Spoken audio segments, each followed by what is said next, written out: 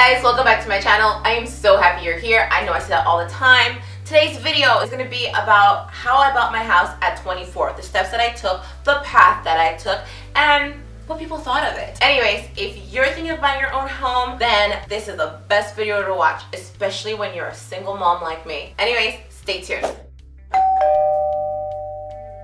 Let's begin this story. This is how it worked. Okay, let's start from the beginning. So initially, I lived in an apartment building with my son.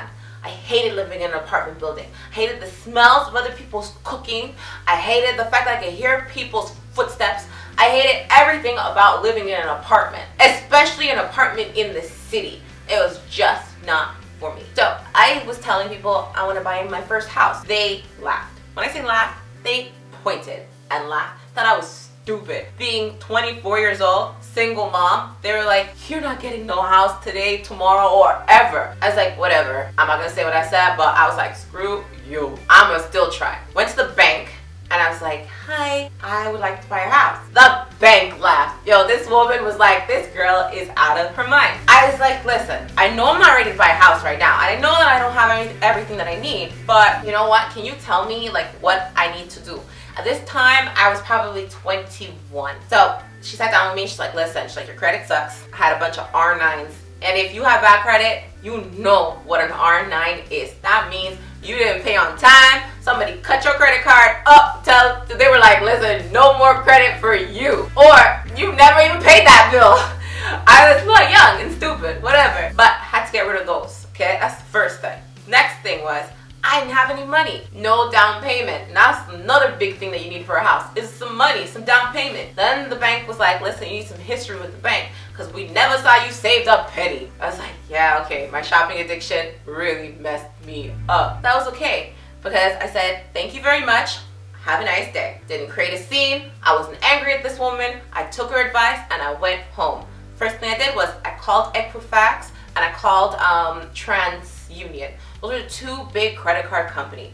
I got my credit report. I was like, okay, my address was wrong. I wasn't working for the company that they said I was working for. I looked at all my credit and I was like, yo, okay, I did not pay this bill, I did not pay this bill. I had to call all these companies. When I say all these companies, it was about 5 companies I had to call. People who I never spoke to, people I didn't ever pay. A lot of things were in collections too. I had to call the collections company. And you know what? That took a good day. Day on the phone, talking to a whole bunch of people. But by the end of the day, and it was hard, it was embarrassing, I had to admit that I did not pay them. They were like, okay, you know what? Some credit collections company, they were like, you can pay half of the amount and they need a scheduled payment. Okay, so they were like, let's say I owed $3,000. They said, we'll make it $1,500, but you have to send us checks for this time. I was like, are you serious? I'm gonna have to give you guys checks. And you know, the hardest thing when you have bad credit is to write a check because you don't know, I didn't have my money together. I didn't have a budget before. So it was like, crap, like, what am I gonna do? But I was like, okay, I agreed to those terms. I called all the companies. I gave them my new address, my new phone number, everything. Because the biggest thing that affects your credit is if you keep switching numbers. I didn't even know that. If you keep switching cell phones and numbers, your credit will be affected. Anyways, I fixed that all up, gave them my information. I was good to go. Then I needed money because that was the next thing. It wasn't just my credit, it was the fact that I wasn't saving any money. But I couldn't save any money because I didn't have any money. I was living on a low income. I was living in the city. I had a child to feed. I was bare minimum living, right? Literally, like, I didn't have anything. I think I was spending like $20 a week for food. I was broke. That was okay because I was looking at everything and I figured that I found out about that 25% of your income should go to living expenses, 25% should go to transportation, 20% should go to debt, and the rest to the household. I was like, what? This is like miracle to me. I was like, I need to figure this out. When I looked, I realized I was spending 50% of my income on my housing. I was like, I'm living in a crappy apartment and I was spending 50% of my income? Can we take a moment on that one? I said, you know what? Things have to change. You know what I did? I broke my lease. I called my landlord. I made like a sob story. I was like, yeah, I lost my job, but I don't have any money to pay rent. He was like, oh, you did? I was like, yeah, and I'm a single mom and I can't And he was like, okay, well, I don't want you in my apartment because you can't pay me. So I was like, okay, you know what? I was behind a couple months on rent too. So I was like, listen, I'll pay you a couple months of rent because that's what I could afford, but I don't have any money. He was like, yo, as long as you're out and somebody else comes in, no problem. I put my apartment on Craigslist to get it subletted because he was like, listen, as long as you find me another tenant that can pay me, no problem. Got it subletted. My landlord interviewed the woman who took over for me. She took my apartment. I was out. I found a cheaper apartment on the closer to my mom's, because I was like, listen, my mom is where I go all the time. I found a cheaper apartment. It was a smaller building, but it was cute. It was not in the best neighborhood, but it was close to my mama's house, and I knew that I wasn't gonna spend that much time in my apartment. I could eat and do everything at my mom's. So I was like, cool, perfect. That I moved. I moved within like a month of this plan. I was like, I'm out of here. So switched apartments. Everything was good.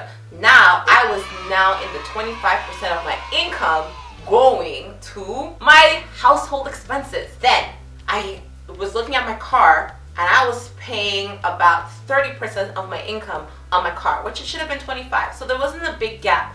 Called my insurance company, told them I moved. Yo, just moving changed my insurance premium. I had paid less for insurance.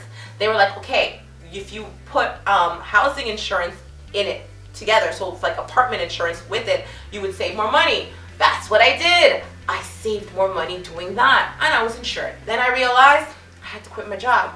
That was huge. I had to quit my job. I wasn't making enough to get that mortgage. I needed an X amount of money to buy the next property, which I thought would have been a condo, and wasn't making enough money. I'm being serious. I was making good money, but not great money. So I knew that I had to quit my job. So I did quit my job for a better job. It was a crappy ass job. It was so bad. It was one of my worst work experiences. But I did what I had to do because I had to make more money and I had to be consistent. I couldn't keep quitting my job because the bank needs consistency. So the fact that you're working for a company for a year, 2 years, that's a plus for your credit application. So I was like, okay, I'm paying off my debt. I moved and I switched my job. I knew I wasn't going to be working at that job forever, but it was enough to rebuild my credit and save some money at the same time. Having my mom close by, that means I didn't have to make dinner like 3 times a week because I could go to my mom's to get food. So I spent less on food and groceries. I was like, listen, I'm on my way. I went back to the bank. I was like, listen, I did this. Now what? They're like, you need to get a credit card. I was like, what? You're going to give me a credit card? They're like, yeah, because you're saving money. We're realizing you're not spending all your money. I was like, what? So now you're going to give me credit? They were like, yep, we're going to give you a $500 credit card. Now, it's a test. I was like, are you serious? The guy at the bank was like, it's a test. That woman didn't work there anymore. Thank God, because I didn't want to see her laughing ass anyway. Anyway, sorry, in my feelings. So this guy was like, listen, you're going to have to save that money. I was like, what? She's like, okay, so now you're going to have $500 in a savings account. I was like, okay. I was able to save $500 to put in a savings account. I got a $500 credit card. They were like, listen, every single month, you never go more than half of that credit card payment. I was like, what do you mean? She's like, if your card total is $500, never go over $250 because then it looks like you're living on credit. If you go over half of what your credit limit is, it looks like you're living on credit, which is never a good thing for the bank. Always keep it under, so that makes you credit responsible and you're still using it and building up your credit score. I was like, yes, perfect. And actually, by this point, I was probably 22. So he's like, it's gonna take you 6 months. So 6 months, keep doing that. So when you get your credit card statement, you pay your statement. You never go over half of that amount. Perfect. I had money saving in the bank this whole time because now I wasn't spending on garbage. And then to make things great, my car was almost paid off. So my financing was almost done. What happens? 23, my car dies. I'm almost finished paying for this old car. I mean, like the oldest car. It dies completely. I have to go buy a new car. What do? Before I went to go buy a new car, I went to the bank. I went to go see the same guy. I was like, listen, my car died. What do I do? Because I know that I can't have too much credit. Because if you have too much credit, that means you're credit hungry. And they don't like that. The bank, the credit card lending company, whatever. They don't like to see that you are asking for too much credit. The guy's like, listen, if you're gonna get a car, it has to be less than $200 a month. I was like, are you serious? A newer car for less than $200 a month? But he's like, because if you get that loan from the bank, it's gonna show that you're gonna get more credit responsibility from the bank. I hope that makes sense. Like the bank is gonna say, listen, you pay that car payment on time every single month. That means that you're building like your rep with the bank. I was like, okay, I'll do that. Found a car for less than it was $202 a month. I was like, it's okay, that 202, I could do it. It was fine. So I did that.